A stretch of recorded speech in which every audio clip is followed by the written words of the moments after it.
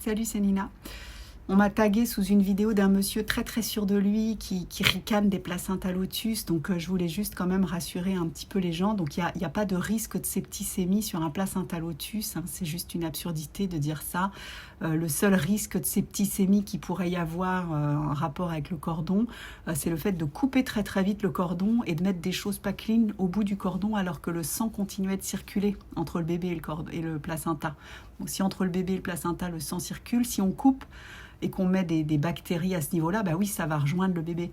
Au bout de 3-5 minutes, le cordon a fini de battre. Donc dans l'idéal, il faut attendre ce temps-là, parce que si on coupe trop tôt, on peut voler jusqu'à 30% de son volume sanguin au bébé, ce qui est quand même pas très cool pour lui.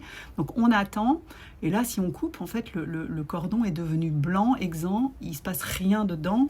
Au niveau du nombril du bébé, de ce qui deviendra le nombril, il ne se passe plus rien non plus. La circulation sanguine du bébé s'est révolutionnée depuis qu'il est né, hein. C'est fascinant de voir ce qui se passe. Et donc, laisser le placenta au bout du cordon ou juste laisser un bout de cordon, ça change absolument rien, hein.